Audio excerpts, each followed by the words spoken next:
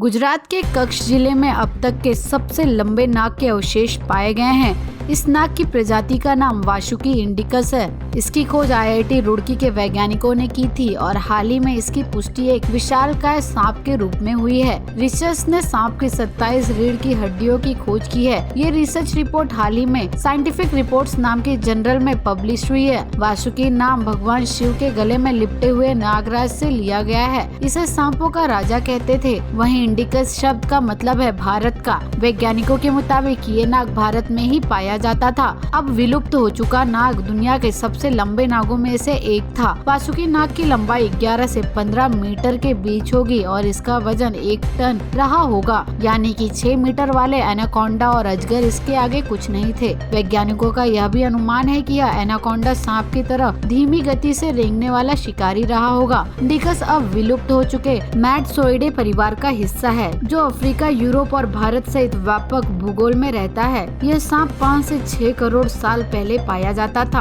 रुड़की स्थित आईआईटी के वैज्ञानिकों को साल 2005 में कच्छ की एक कोयला खदान में 27 बड़े बड़े कंकाल के टुकड़े मिले थे। इनमें कुछ हड्डियां आपस में जुड़ी हुई थी। तब से अब तक इन जीवाश्मय को एक विशाल मगरमच्छ जैसे किसी प्राणी के अवशेष माना जा रहा था, लेकिन लंबी रिसर्च के बाद अब वैज्ञानिकों ने खुलासा किया है कि ये असल में दुनिया के अब तक के सबसे बड़े सांपों में से एक था। यह वही सांप है जिसका जिक्र समुद्र मंथन में किया जाता है। इसी सांप की मदद से क्षीरसागर में मदार पर्वत को मथनी की तरह घुमाया गया था। इसके बाद समुद्र से अमृत हलाहल विष के साथ 14 रत्न निकले थे। यही हलाहल विष भगवान शिव ने पी लिया था। धार्मिक ग्रंथों में समुद्र मंथन का विस्तार से वर्णन है। ऐसा कहा जाता है कि जब राजा बलि तीनों लोकों के स्वामी बन गए थे, उस समय स्वर्ग के देवता इंद्र सहित सभी देवताओं और ऋषियों ने भगवान विष्णु जी से तीनों लोकों की रक्षा के लिए याचना की। तब भगवान विष्णु जी ने उन्हें समुद्र मंथन करने की